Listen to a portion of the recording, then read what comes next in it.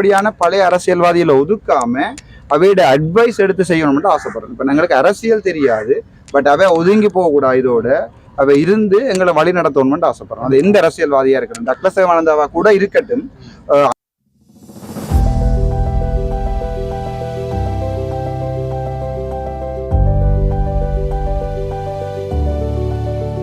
அவர் இவ்வளவு ஓட்ஸ்ல வின் பண்ணணும்ல, ஆனா அது போட்ட ஓட்ஸ் எல்லாமே ஏழைகள் வந்து அவருக்கு போட்ட ஓட்ஸ் நாங்கள் எங்கெல்லாம் தேடி போனோமோ அவர்களால் முன்வைக்கப்பட்ட ஏழைகளால் வழங்கப்பட்ட ஓட்ஸ் ஆன அவ்வளவும் நான் டாக்டர்கிட்ட சொல்லியும் இருக்கிறேன். இந்த வாக்குகளில் வந்து எனக்கு திருப்தியான்னு கேட்டால் இல்லை. ஆனால் ஒன்று டாக்டர் போனதில் எனக்கு மிகப்பெரிய சந்தோஷம். ஏனென்னா நாங்கள் எங்களோட அனைவற்ற கொள்கைகளையும் அவர் ஒரு ஆளாக இருந்து முன்னெடுப்பார் என்றதுல எனக்கு எந்த சந்தேகமும் இல்லை. உங்களுக்கு விருப்ப வாக்கு வந்துச்சு இவ்வளவு, அதை பத்தி என்ன நினைக்கிறீங்க? இவ்வளவு வெறுமண்டை எதிர்பார்த்தீங்களா? இதை அதிகமா வெறுமண்டை எதிர்பார்த்தீங்களா? இல்லை, நான் டாக்டரை விட குறைய வரும்னு எதிர்பார்த்தேன். நான் அது மாதிரி வந்தது. டாக்டர் தான் முதலாவது, ரெண்டாவது எனக்கு வந்தது. ஆனால் அதுக்கு பிறகு மயூரன் அண்ணா, அதுக்கு பிறகு லோஜியக்கா, பிரகாஷ் அண்ணா அவங்களோட ஓட் வந்தது. ஆனால் எனக்கு சந்தோஷமா இருக்குது. சைக்கிள் கட்சியில் எலெக்ட் ஆன ஆளை விட எனக்கு ஓட்ஸ் கூடன்றதுல எனக்கு ஹாப்பியாக இருக்குது. பட் என்ன சீட் ஒன்றுன்றதால எனக்கு டாக்டருக்கு போயிட்டுது, அதில் ஹாப்பி. ஒரு முதலாவது NPPக்கு 2, அங்கால ஒன்று வந்திருக்கு எங்களோட ஓட் டெலிகேஷன் படி. அதில் எனக்கு ஹாப்பியாக இருக்குது. மற்ற கட்சிகளை விட மக்கள் எங்களை விரும்பி இருக்கிறாங்கன்றதுல எனக்கு நல்ல சந்தோஷம். எனக்கு பார்லிமெண்ட்டுக்கு போக சான்ஸ் கிடைக்கல என்று சொல்லி நான் கவலைப்படையில. அதனால அப்படி டாக்டர் தான் சொல்றாரு. எனக்கு ஐடியா இல்லை. என்னன்னு சொன்னா நான் அவருக்கு பின்னுக்கு இருந்து வேலை செய்யணும்னு தான் நினைக்கிறேன். சட்டத்திலையும் சட்ட ரீதியாகவும் சரி, அவர் சொன்ன மாதிரி ஒரு லீகல் லோயரா இருக்கட்டும் அல்லது ஒரு பர்சனல் அசிஸ்டண்டா இருக்கட்டும், எனக்கு பார்லிமெண்ட்டுக்கு போக விருப்பம் இல்லை. அவர் தெரியும் தானே, நாங்க சொல்றதை அவர் சொல்ல மாட்டார் யூடியூப்புக்கு. அந்த ஒரு ஒப்பீனியனை சொல்லியிருக்காரு. எனக்கு பர்சனலா விருப்பம் இல்லை போறதுக்கு. இந்த 5 வருஷம் அவர் நின்றா அது ஸ்ட்ராங்கா இருக்குமென்றதுதான் என் ஒரு அபிப்பிராயமா இருக்குது. எல்லாருடைய கருத்தும் வந்து எப்படியா இருந்ததுன்னு சொன்னா, இப்ப நீங்கள் கடந்து வந்த பாதை எல்லாம் ஒரு சின்ன, ஆனா இனி போக போறது எல்லாம் பெரிய தூரமான. அப்ப அந்த இடத்துல மக்கள் உங்களுக்கு ஒரு பெரிய ஒரு பொறுப்பை உங்கள்கிட்ட தெரிவின்னு சொன்னா, டாக்டர் ஒரு நல்ல மாதிரி கொண்டு போய் வழி நடத்தணும்னு சொல்லி மக்கள் கேட்கணும். மக்களுக்கு என்ன சொல்றீங்க நீங்க? இவ்வளவு காலமும் நீங்கள் கடந்து வந்த வாழ்க்கை என்ற கடந்து வந்தது இப்ப 106 நாள் 5 நாள், அந்த நாள் வந்து ஒரு பெரிய பிரச்சனை இல்லை.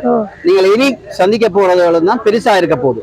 அந்த நேரத்துல டாக்டரோட கூட இருந்து டாக்டர் ஒரு நல்வழிப்படுத்துறது உங்களோட பொறுப்புன்னு சொல்லி மக்கள் சொல்றாங்க. மக்களுக்கு என்ன சொல்றீங்க? இல்ல, முதல் மாதிரி நீ இருக்க மாட்டேன்றதுல எனக்கு நல்ல ஒரு நம்பிக்கை இருக்குது. அதை பற்றி நான் நிறைய டிஸ்கஸ் பண்ணினான். இனி எப்படி இருக்கணும், என்ன மாதிரி மூவ் பண்ணணும். பழைய அர்ச்சுனா ராமநாதன் எல்லாமே இனி MP அர்ச்சுனா ராமநாதனா ஆக்டிவா இருக்கணும். அதுக்காக வந்து பப்ளிக்கிட்ட நாங்க எங்களோட பவரை காட்டி நடக்கிறதுன்றதில்லை. நிறைய விஷயங்கள்ல வந்து கோவப்படுறதை மாற்றிக்கொள்ளணும்ன்றதுல நான் முக்கியமா கருத்துல முன் வச்சேன். வேற ஒன்றும் அவரில் மாற்றத்துக்கு இல்லை. நல்ல கண்ண குணம் படைச்சவர், ஸ்ட்ரெயிட் ஃபார்வர்ட், மக்களுக்கு 100% நல்ல அவ்வளவு விஷயங்களையும் எடுத்து செய்வேன். பாதுகாப்பு பிரச்சனை ஒன்று இருக்கின்றதை நான் நேற்று அறிந்து கொண்டு நான் அதொன்றுதான் இப்ப எங்களுக்கு ஒரு இஷ்யூவா இருக்குது. வேற பிரச்சனையும் இல்லை. அமைச்சர்களே இளம் அமைச்சர் தான் நீங்களா நினைக்கிற வகையில முதலாவது நடவடிக்கையா என்ன செய்வீங்க? நான் போனீங்கன்னவா இல்ல கன்ஃபார்ம் பண்ணிட்டு போறேன்னு சொன்னா என்ன பண்ணுவீங்க? நான் முதலாவது போறேன்னு சொன்னா ஆஸ் யூஷுவல் ஒரே ஒரு விஷயம் தான். பெண்கள் சம்பந்தமா முதலாவது சமூக வலைத்தளங்கள் தாக்குதல முதலாவது நிறுத்துவேன். அதை நிப்பாட்டினா தான் எல்லாரும் முன்னுக்கு வருவாங்க. ஸோ அதை நாங்க முதலாவது கட்டுப்படுத்தணும் என்று சொன்னா பெண்கள தலைமைத்துவம் முன்னுக்கு வருமன்றதுல நோக்கா இருக்கிறதால அதுல இந்த ஃபோக்கஸ் முதலாவதா இருக்கும். சட்ட ரீதியான மாற்றங்களை கொண்டு வரணும். லெஜிஸ்லேஷன்ல வந்து அவதூறு, சைபர் கிரைம்ஸ் என்னதான் லோஸ் இருந்தாலும் அதுல இம்ப்ளிமெண்ட் அதுல பனிஷ்மெண்ட் லெவல்களை வந்து நாங்க கூட்டிக் கொள்ளணும்.